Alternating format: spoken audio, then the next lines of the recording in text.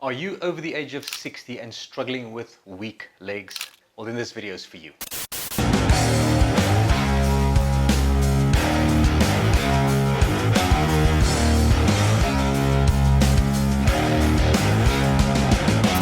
Today we are addressing muscle weakness, and more specifically muscle weakness in your legs. So whether you are suffering from sarcopenia, arthritis, injuries, knee replacements, or maybe even peripheral neuropathy, these exercises will be great for you to do. If you don't know who I am, my name is Marius Visser. I'm a biokineticist at the Neuropathy Oncology Center, and today I'm going to show you 3 leg strengthening exercises that will help with your leg weakness. So are you ready to build muscle and strength? Let's kick off with our first exercise, and that is the Sumo chair squat. So what you will need is a chair, and sitting on the edge of the chair, of course, we are going to place our feet out, and this is going to be out a little bit wider than your normal squat. And the reason for that is threefold. The first reason is it is going to make getting up off the chair slightly easier. It's going to be a little bit less painful on the knees, a little bit less stressful on the knees, and also allows us to tilt our pelvis forward and making it easier for you to get your head in front of your toes. That's the first reason. The second reason, it strengthens the adductor muscles on the inside of the knee, which is very important for when we're doing those single leg activities like lunges, squats, or climbing stairs, or even standing on one leg. So assists with balance. Then our third reason is once we get better with our sumo squats, you can actually get a little bit lower down. It allows for your hips to articulate a little bit more forward, allowing you to drop down a little bit further than the chair. But we'll get to that stage later. First of all, let's get into our position of wide feet, toes out. I would say probably between 25 and 30 degrees, making sure your knees always point in the same direction as your toes. I don't want them to be on the inside. They should be more towards the outside of the small toe. Then from there, we're going to tilt forward. And as we tilt forward, I want you to feel your pelvis is actually tilting forward. With a normal squat, when you bend forward, or even like that, when you bend forward, you'll feel that your lower back is actually bending a little bit more than it should. When we work out a little bit wider than hip width, or even shoulder width, when you bend forward, your actual pelvis actually tilts with you. You can keep your chest up, looking straight, bringing your head over your toes, and it's all in the pelvis, your lower back, your neutral spine. You can actually feel the glutes also tensing up because now the glutes are getting ready to actually push you off. So from there, we're going to lean forward and press out and stand. From there, slowly down, just about 2 to 3 seconds. Just touch. If you feel comfortable, you can just touch and get up. Otherwise, you can sit back down, give it a half a second or a second rest, and repeat. Remember, a lot of you might be doing this for the first time and it could be challenging. Breathe out. That's it. Breathe in, slowly down. Always control, especially just before you get to the chair. I don't want you to fall that last bit. Try your best to control. Lean forward, breathe out, and push. Lean forward, push the hips back and touch, and let's go for, this is 4. We're going to go for 10. Breathe in and out, 5. You can even put your hands out in front of you if you feel that it gives you extra balance. 6, and last 4.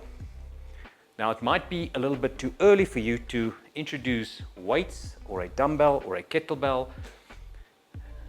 9, let's go for one more. Breathe in and 10, and relax and rest. We're going to do a 1-minute rest, and you can repeat this 2 to 3 sets of 10. If you feel that it's a little bit too easy, you can add in a dumbbell or a kettlebell or anything that you can carry in front of you. So what I have here is a 1.5 kilogram dumbbell, and we start with the dumbbell just hanging right there in front of our hips. We don't have to move our arms, we don't have to lift our hands, nothing. Your arms just dangle. Now with our feet pointed out, say 25 to 30 degrees, we are going to sit back as if we are sitting on the chair, but this time you want to feel for the dumbbell touching the floor, and up, and breathe in, keeping the chest up, and push out. Now this is a little bit more challenging because of the extra depth and the actual weight. And 5, and let's go 5 more. Breathe in keeping my chest up, looking forward. 6, pushing my hips back. 7, and last 3, and 8. If you do experience knee pain, go back to the chair and start with the chair for the first few days or weeks until 10. You feel that they are stronger. And there we go, our chair sumo squats together with a dumbbell sumo squat. First prepare yourself for the chair and then work your way up to a weight and extra depth. So next up we're going to do a modified split squat, and I'm going to show you the two versions, the modified split squat and then the full split squat, so that you can progress as you get stronger. So the first version is only moving your foot back. It's a step there. And also make sure that you've got distance so that you're not too behind the foot. That can give you a little bit of a balance issue as well as knee trouble. So we're going to move this foot out as if I'm standing hip width with my heel there and my front foot there, and I've got sufficient space. Then from there I'm going to hold onto the chair, leaning forward, pushing my bum back, staying with the heel up in the air, and then from there I'm going to go down and up. Breathe in, and I'm only going down halfway. I'm pretty much distributing the weight at a 60-40 distribution. Okay, so that I don't want the back knee or the back leg to do much of the work. We are focusing on the front glute and quad, and also hammy. Breathe in and out. 6, and last 4, and 7. Breathe in, and 8, and 2 more. 9. You can see I'm leaning forward, but I'm still keeping my chest up and my back straight. And 1 more, and 10. Let's reverse. I'm going to show you what it looks like from behind.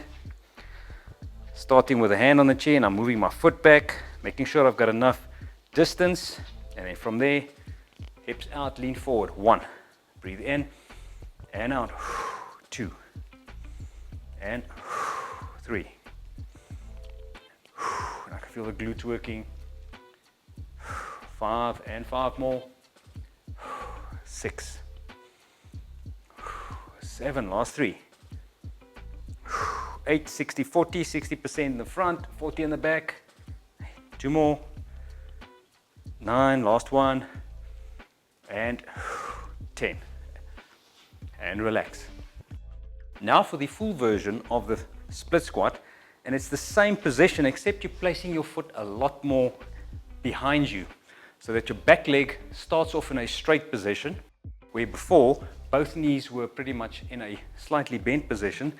So far enough back so that the back leg is straight, and then we're going to try and touch the back knee on the ground while watching what the front knee is doing. This one also approximately 60-40, and you're going to go down, touch the back knee, and up. Once again, you can do this in stages where you can stop a little bit short of the floor and then work your way back up again. And 3, 4, breathe in and out. 5, always keeping a hand on the chair if necessary. 6, and last 4. 7, 8.